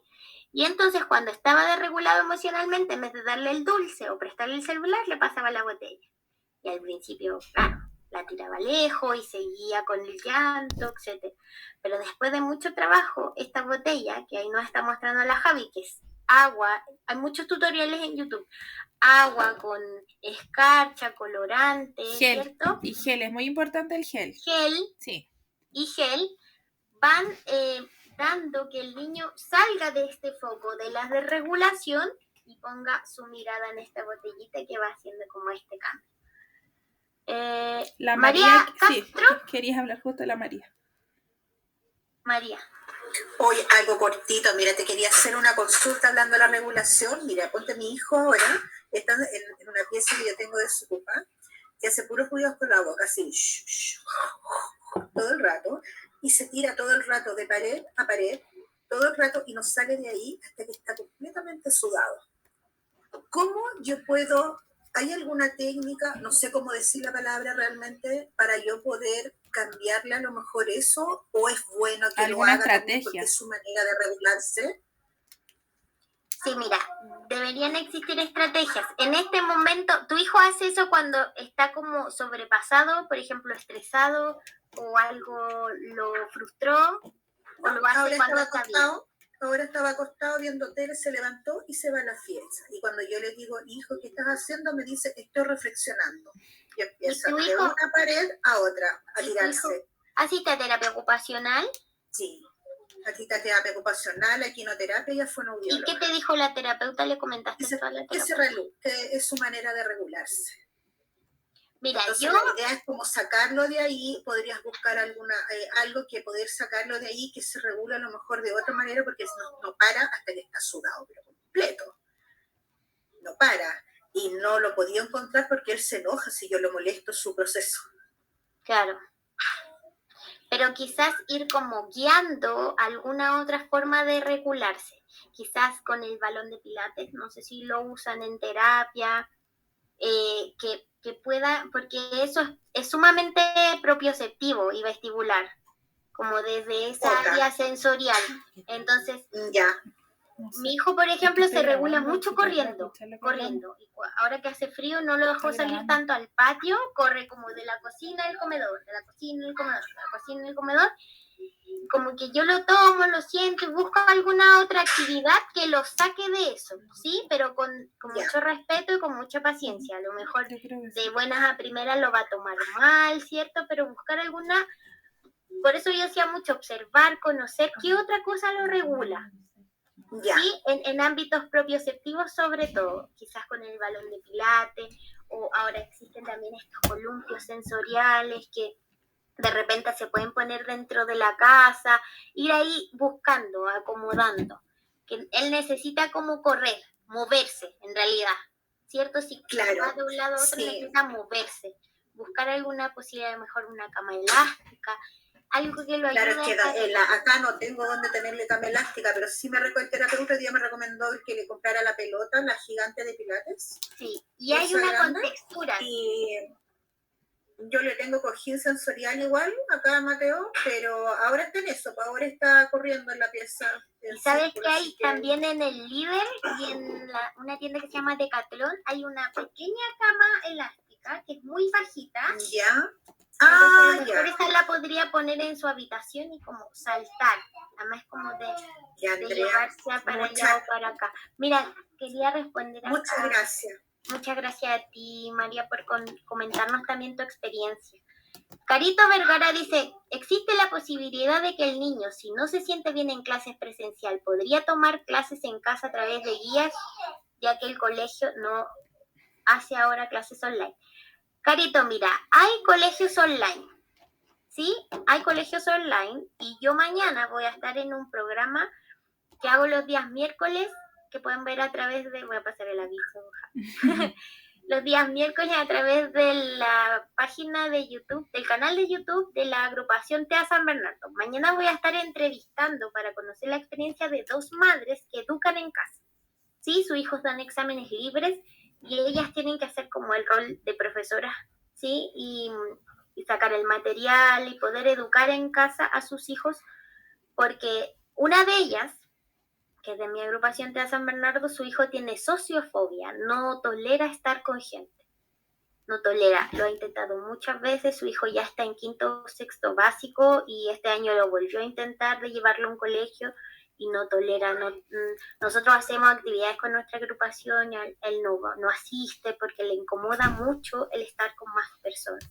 O sea, hay varios temas, ¿cierto? A nivel, vuelvo al mismo, a nivel sensorial o de funciones ejecutivas, ¿cierto? De las teorías de autismo que podrían darnos respuesta a qué está pasando con ese niño, pero existen otras formas de educar, que ahora con todo este tema post-pandemia se está dando mayor auge.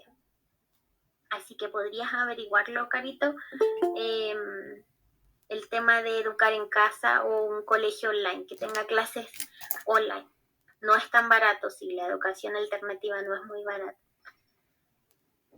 ¿Alguien más quisiera comentar para ir cerrando esta charla?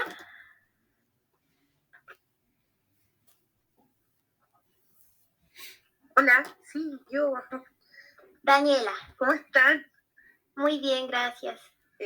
Hoy qué rico participar de estas instancias porque me encuentro como con las mismas necesidades de todos los que están ahí presentes.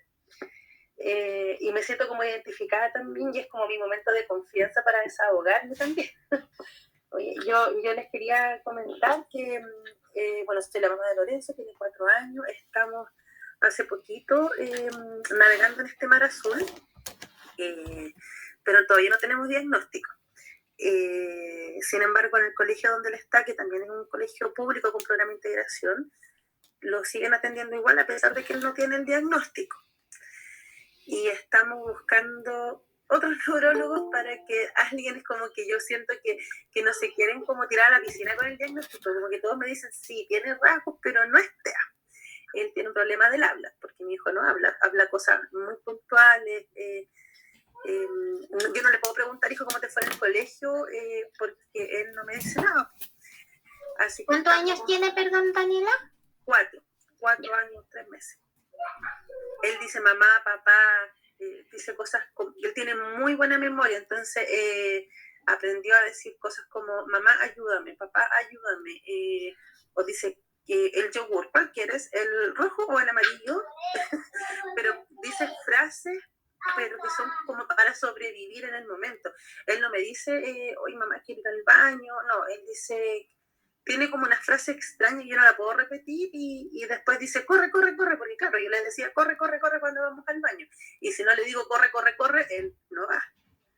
Y pasa que de repente en el colegio se moja porque no sigue la dinámica. Entonces, también como un poco, yéndome como para el lado del tema de los colegios que hablaban, el colegio donde está Lorenzo es un colegio con PIE, el programa de interacción es muy bonito, es muy maravilloso. Yo estoy muy agradecida de los profesionales que están ahí, que son, aquí a lo mejor voy a ser un poco prejuiciosa, pero son jóvenes, la gran mayoría.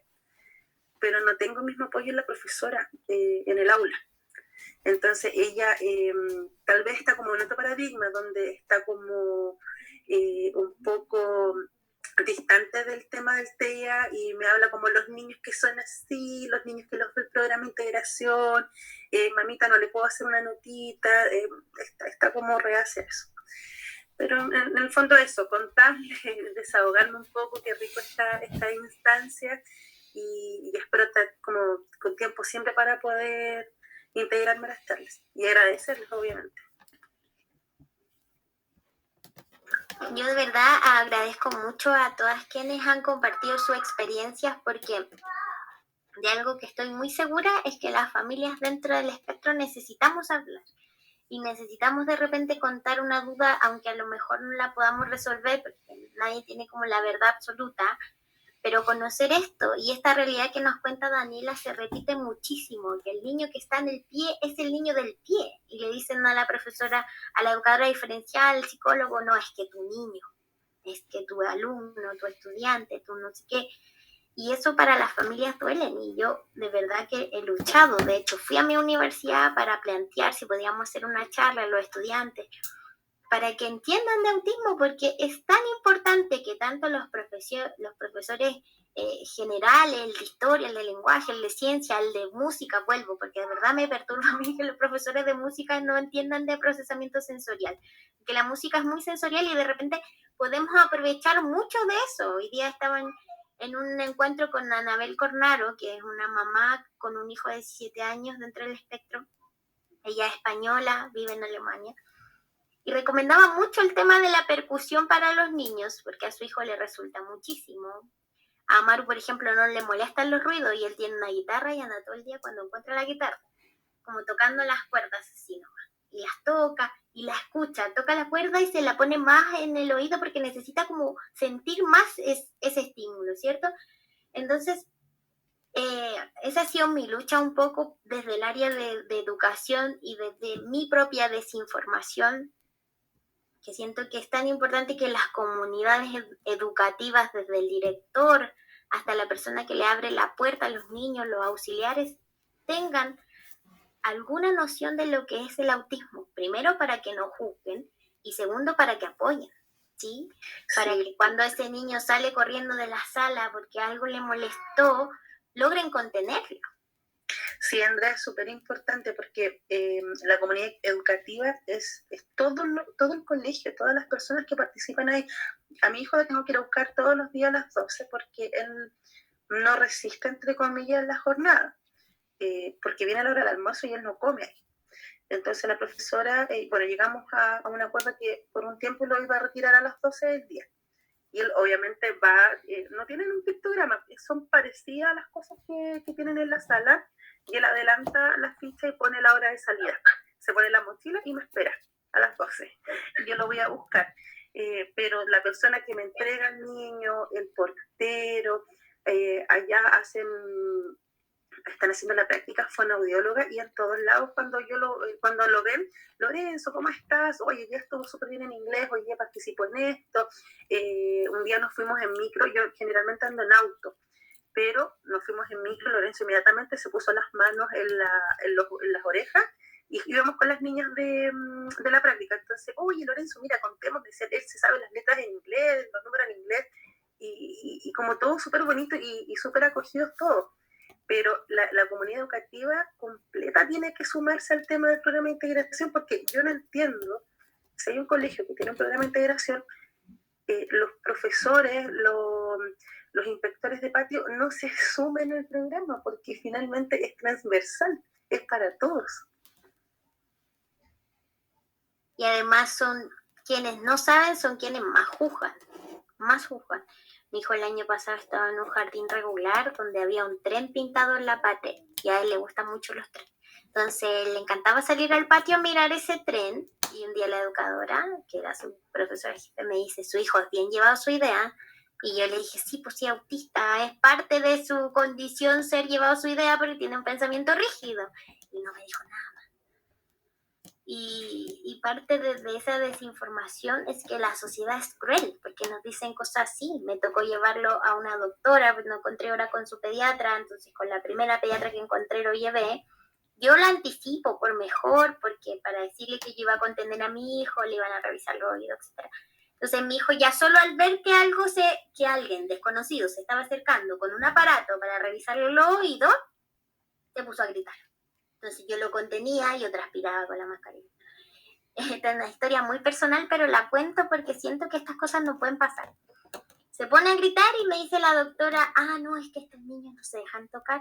Me hizo la receta y para la casa de un jarabe, porque tenía mucha tos. Entonces necesitaba ver si era otitis o faringitis, toda esa itis, y no lo revisó porque se puso a gritar. Entonces, como un profesional, que se supone que estudió muchos años, que además profesional de la salud, me hice eso y ni siquiera hizo el intento o decirme, mamá, ¿me puede ayudar? ¿Cómo lo hacemos? Yo sé que le va a molestar, pero hagámoslo más rápido para que este proceso sea menos traumático, no sé. Entonces esto pasa, y pasa a nivel, como lo decíamos, en colegios particulares. Los colegios municipales están ahí como tratando de acomodar a esta realidad, que es una realidad que ha existido siempre, pero ahora se habla mucho más porque las familias también nos estamos empoderando a ser la voz de nuestros hijos, como dice el eslogan de la agrupación Autismo Chile, ¿cierto? Que muchas veces cuando hay niños pequeños que son no verbales o que tienen mutismo selectivo o cualquier otra característica que les cuesta expresarse verbalmente, nos toca a nosotros como papás ser su voz y salir adelante y decir que este niño no es malcriado porque es hijo único, que no es mañoso porque come ciertas cosas, sino que hay algo detrás, ¿cierto? Y como decía también acá una mamá, hay un sobrediagnóstico, pero cuando ya tenemos el diagnóstico, que nos cuesta mucho encontrarlo, porque para poder diagnosticar hay mucha observación clínica, y por eso ahora se están usando estas evaluaciones como helados, ¿cierto? Para llegar a un diagnóstico. Por otro lado, a mí a veces me da la sensación de que a los profesionales les da como miedo diagnosticar, ¿sí? Porque nos demoramos mucho en encontrar este diagnóstico. Esa es una percepción completamente mía, porque lo pasé y pasé por 3 neurólogos para llegar a este diagnóstico.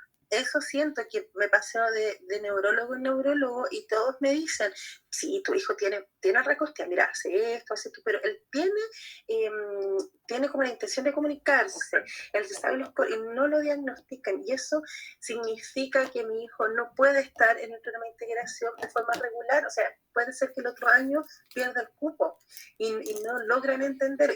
Yo vivo en la comuna de Las Condes, hay harto programa acá, pero necesito los diagnósticos.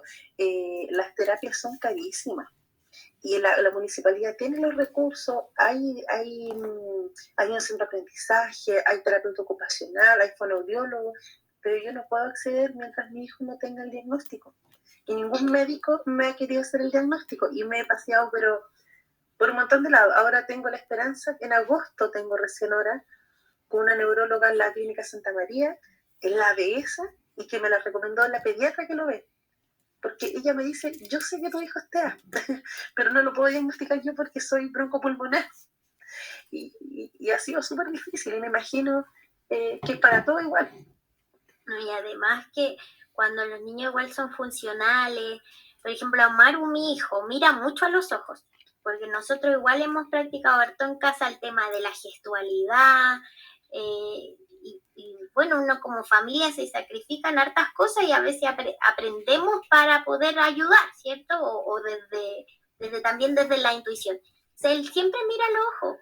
Y eso fue una de las características por las cuales a mí me costó encontrar el diagnóstico. Él caminaba en puntitas, tenía, como les digo, hartas banderitas rojas de alerta y aún así me costó encontrar el diagnóstico por eso, porque miraba mucho los ojos y profesionales me dijeron que no era TEA porque miraba los ojos. Entonces, ahí también hay varios mitos que todavía se juegan en ámbitos de salud y de educación, y por experiencia propia, los profesionales de educación, no todos, pero me ha tocado vivirlo en charlas que están como muy como cerrados a abrirse, bueno, es como bien ambigua la palabra que estoy diciendo, pero abrirse a esta posibilidad de que existe esta realidad en aula, ¿sí? Y que además es súper burocrático porque hay 2 cupos para dificultades permanentes, ¿cierto? Entonces, es como luchar contra la corriente siempre. Sí, yo para no interrumpir más, bueno, yo dejé de trabajar en diciembre para cuidar a mi hijo, y ahora con la charla de ustedes como que recién estoy cayendo en cuenta que soy una mamá cuidadora, y el dejar de trabajar impacta obviamente en la economía del hogar, y nosotros en este momento estamos sin terapias de Lorenzo, nos salían carísimas, y estamos sin terapia, y eso también nos tiene como con dolor de guata. Estamos tratando de hacer las cosas en la casa, de jugar. Él ha avanzado un montón, pero aún así nosotros lo miramos y sentimos que es un niño como cualquier otro, con frustraciones, etcétera, pero es un niño que le cuesta comunicarse, que no tiene amigos, que no me puede contar, mamá me duele esto, mamá me pasó lo otro. Él como no puede comunicarse, no puede hablar, se frustra y grita, tira las cosas cuando no quiere comer, pero es una realidad que estoy viendo como ahora, y que también me doy cuenta que hay mucha gente que está en la misma que yo. Ahora, también como retomando lo que habían dicho en la charla, de los abuelitos, nosotros no salimos a ningún lado, nosotros no dejamos a nuestro hijo con nadie. A veces salimos al parque, pero sabemos que Lorenzo se nos va a desregular y va a correr y hay que andar detrás de él, y que va a querer subirse donde no puede subirse y ahí estamos detrás de él. Pero, por ejemplo, nosotros como familia no nos dejamos nunca con nadie, no somos capaces de confiarle a nuestro hijo a otra persona. Es que eso mismo te iba a decir, es un tema como de confianza. Yo también me cuestiono siempre el tema de la crianza, porque cuando yo estaba embarazada leí muchos libros de crianza respetuosa, que están bien de moda ahora, igual trato como de practicarla, pero igual es una crianza, bueno, de partida nadie, y yo lo puse ahí, no hay manual, nadie nos enseña a ser padres, pero cuando hay una condición, jugamos también ahí entre qué tan estricto puedo ser, qué tan flexible puedo ser, dónde ir también, cuando recién nos dan este diagnóstico, que el neurólogo nos dice ya tiene esta y esta otra terapia y listo, arrégleselas como pueda. Por eso son tan necesarias estas comunidades donde podamos escuchar a las familias, podamos contener, podamos conocer otras realidades que muchas veces no está muy lejana a nuestra propia realidad, por mucho que vivamos en distintas partes de Chile e incluso de otros países. Como yo les decía, yo tengo un programa online en un canal de YouTube y la semana pasada estuve entrevistando a una profesora colombiana. Estaba directamente conectada desde Colombia y me contaba que allá la realidad de los colegios públicos es muy distinta a la de acá y los niños que no son muy funcionales muchas veces se quedan en su casa sin escolarizarse. Entonces, no es una realidad solo de nuestro país y por lo tanto tenemos que hablarlo, tenemos que hacerlo visible y concientizar al de al lado que no le toca vivir nuestra realidad para que logre empatizar. Un 5%, por último, con esa mamá, con ese papá, para que pueda... yo les había dejado acá, perdón, me distraje, el déficit de atención. Le había dejado acá mi correo y mi número por si alguien me quería contactar. Así que básicamente es eso. Todos estamos viviendo realidades y cuando el diagnóstico se encuentra un poco más tarde por este mismo hecho de que los niños son más funcionales, de que tienen como menos características visualmente, igual es un tema y un tema con la burocracia de que se tiene que tener el diagnóstico para que entre al PIE y que en el PIE son solo 2 cupos, entonces tenemos que cuidar ese cupo. Así que ¿alguien más para ir terminando quisiera comentar algo?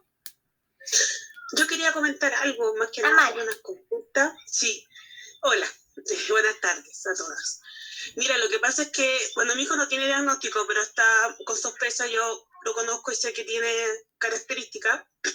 Mi hijo está desde el año pasado en la misma escuela, en un jardín infantil de Junji. Nunca se me adaptó al jardín, nunca quiso ir, el niño me hacía pataletas cuando ingresaba, todo. Y ahora para el segundo semestre lo cambió a una escuela de lenguaje, que es guardería, porque la escuela de lenguaje no lo recibieron porque dijeron que tenía rasgos de TEA y que no recibían niños con esos rasgos, solamente niños con problemas de lenguaje. Lo inscribí en una guardería y ahí me lo recibieron incluso jornada completa, me dijeron que no tenían problema, dijo todavía usa pañales, entonces dijeron que no había ningún problema con el niño. ¿Cómo lo puedo hacer, o si alguien sabe, cómo lo puedo hacer para que el niño se me acostumbre más fácil al jardín? Como este ya estuvo 1 año y medio en el otro jardín y no hubo caso que se acostumbrara, ahora quiero cambiarlo y tampoco quiero porque mi niño es súper pillo, se parece, súper inteligente como todos los demás niños. Y va a darlo a entender, yo lo conozco, que como que logró su objetivo de que lo cambié. Porque de verdad que era todos los días pataleta, mamá no quiero, entonces ahora yo le estoy diciendo que va a ir a otro jardín y está como emocionado porque va a ir a otro jardín. Ya, mira, entonces tienes que aprovechar, disculpa que te interrumpa porque me entusiasmé y me emocioné con tu forma de contarnos la experiencia, entonces primero aprovechar esa emoción, ¿sí? Si tú me estás diciendo que tu hijo te decía, esto yo te lo estoy contando netamente como experiencia como mamá, ¿sí? Entonces, si él te decía, no, mamá, no quiero, te estaba expresando que no le gustaba ir a ese lugar, y ahora va a ir a este lugar nuevo, primero, una técnica que a mí me resultó anticipar verbalmente, si tu hijo además es muy como de las imágenes, mostrarle a través del celular una foto o imprimirle una foto del colegio para que la ponga ahí, de repente hacerle un calendario de anticipación, cuántos días faltan para que él entre a la escuela, hacer el recorrido, no sé si puedes pasar una vez por semana o 2 veces, si se van a ir caminando, se van a ir en auto, se van a ir en micro, hacer el recorrido, pasar por fuera, y si es que logras hacer el contacto de que él pueda ir a conocer la escuela antes que entre los niños, sería muy bueno, de que él conociera el lugar, se familiarizara con este nuevo contexto y explicarle, mira, muchas veces nosotros ponemos techo a nuestros hijos de manera como ni siquiera queriéndolo hacer. Entonces tenemos este diagnóstico y nos cerramos, no, es que mi hijo no va a poder ir a la escuela, o no va a poder ir a la universidad, o no va a poder hacer amigos, etc. No hay que poner techo y aprovechar, por ejemplo, en este caso de que él está ansioso, de que él ya sabe. Entonces, ¿a qué voy con esto de que no pongamos techo? Si nuestros hijos no son verbales, o si lo son, verbalizar todo, verbalizar. Entonces, ¿cuál es el nombre de tu hijo, perdón? Tomás, en 2 semanas más vamos a entrar a la escuela nueva. ¿Y cómo es tu escuela nueva? Y vamos a ver la escuela nueva, pasamos por fuera de la escuela. Si logras hacer este contacto que a mí me funcionó, el ir un día antes a que entraran todos los niños para que él viera la escuela por dentro. Y conociera, no sé, su sala, 5 minutos. O si no se puede, la directora me dio la posibilidad, incluso, es más, ella me dio la posibilidad, dijo que el mismo día cuando entró al colegio, que yo lo llevara antes, para que él viera el colegio, le hiciera la evaluación y todo tranquilamente al niño. Así que me dio todas las posibilidades para poder hacer al niño. Aprovechar esa instancia y confiar, o sea, si te dejaron y no te pusieron ningún problema, porque la verdad es que a pesar de que hay decretos que te dicen que no se puede discriminar por el tema pañal, etcétera, igual eso pasa. Sí, porque además hay un trasfondo también del pañal que es delicado, ¿cierto? Por el tema de todo lo que hemos visto también con respecto a los abusos y a los acosos, etcétera. Entonces, si te dieron estas posibilidades, confiar y darle esa confianza, transmitirle esa confianza. Como yo les decía al principio, los niños, las niñas, los adolescentes, los TEA en general son muy sensitivos. Entonces, cuando nosotros estamos ansiosos, nerviosos, se lo transmitimos de alguna otra forma, aunque no lo verbalicemos, ellos logran percibir, no sé si como de manera invisible, esa energía que nosotros tenemos ante esta nueva situación. Entonces, tratar de como ser súper neutral y súper calmada y decirle, Tomás, vas a ir a una escuela nueva. Y como te decía, hacer como esta ya rutina de que conozca cuál es el camino a la escuela, qué micro van a tomar, o si van en auto o caminando, por qué calle se van a ir. Y la verdad es que a veces puede ser hasta agotador ser tan lora y transmitir todo el día, pero funciona. A lo mejor no mañana. Porque la verdad es que cuando yo lo llevaba al jardín de acá, yo doblaba la esquina, él veía el jardín y se ponía a gritar como loco. Él recordaba el camino, él recuerda el camino de cómo yo lo llevo al jardín. Y yo vaya llegando, incluso siquiera se veía el jardín y ya se ponía a gritar. Pero es que, mira, es que la verdad el tema de la inteligencia y de que todo eso se da si son niños igual. Entonces a mí me pasaba eso, yo me iba todos los días a terapia por el mismo camino y un día se me ocurrió hacer algo antes de terapia y me quedó la embarrada. Entonces yo, para empezar a flexibilizar eso de a poco, empecé a cambiar las rutas de vez en cuando y anticipándolo. Yo antes de ir a terapia no podía pasar a echar benzina, por ejemplo, cuando iba en auto. Entonces ahora yo lo anticipo y le digo, hijo, tenemos que pasar a echar benzina, con un lenguaje muy concreto, porque acuérdense que muchas veces son muy literales. Entonces ya lo logro, después de mucho tiempo, llevamos 2 años yendo al mismo lugar. Entonces ahora lo logro hacer y le cambio de repente las calles para que vaya también haciendo esa flexibilidad, pero es todo con mucho tiempo y mucha paciencia. Así que ojalá, Tamara, que les vaya muy bien en este nuevo centro educativo y que logre hacer esta adaptación. Por último, sí, explicarle que va a estar en un lugar nuevo, que tú lo vas a ir a buscar, que no lo vas a abandonar en ese lugar. Entonces, hijo, acá vas a estar un tiempo, yo te voy a estar esperando afuera cuando tú salgas, verbalizarle todo, anticiparlo, tanto verbalmente como si puedes con imágenes. En mi caso, no me funcionan los pictogramas, a mí, ¿sí? Pero verbalizarlo, todo me funciona. Y yo lo No me sirven las imágenes, de hecho, aprendí a hablar con puras imágenes. Yo le enseñé con pura imagen a poder como comunicarse con imágenes. ¿Viste? Entonces aprovechar todo eso, imprimir una foto de afuera de la escuela. O sea, si puedes tomarle una foto, imprimirla o mostrársela en el celular. Y el día anterior prepararlo tranquilo para que tampoco se ponga tan ansioso. Es como mostrarle, mañana vas a esta escuela. ¿Sí? Esos son como tips como mamá que yo te puedo recomendar, que a mí me han funcionado. Pero sabemos que todas las realidades son distintas, pero ya quizás ahí como reconociendo también cómo se va comportando tu hijo, por algo no aceptaba el otro jardín, algo pasaba ahí, como te decía, a lo mejor efectivamente el lugar, a lo mejor no le gustaban los colores, o no le gustaba la profesora, y tenemos que saber escuchar esas señales también. Sí. Que no siempre muchas gracias, de verdad. Muy buenas tus palabras, así que lo voy a intentar todo. Bueno, ahí si quieres después nos cuentas tu experiencia y cómo les va. Ok. Que esté muy bien, Tamara. Gracias. Bueno, estaríamos terminando la charla de hoy. Yo pensé que iba a ser un poco más difícil, pero resultó mi técnica de dejar aquí todos los lápices de colores y los autitos y todos los materiales de la calma que tenemos en la cajita. Así que le agradezco también a ustedes su paciencia, participar, porque siempre es bueno escuchar las realidades que están pasando, que están viviendo otras familias, los que están recién diagnosticados. Imagínense, ahí vivimos la experiencia de una joven ya diagnosticada a sus 24 años, de otro niño a los 14. Y claro, estas instancias sirven también para desahogarse. Daniela lo decía ahí, muchas veces nos encerramos en nosotros, en nuestro círculo más pequeñito, solo con nuestros hijos, ni siquiera logramos compartir con nuestra familia lo que nos está pasando. Así que me gustaría pedirles si pueden encender sus cámaras los que puedan para tomarles una fotito y poder subirla ahí a las redes sociales. Ahí se pueden acomodar el cabello. Ahí va, la primera foto. 1, 2, 3, sonrían. Eso, súper bien. Voy a cerrar acá para verlos mejor. Ahora sí. Ahora sí.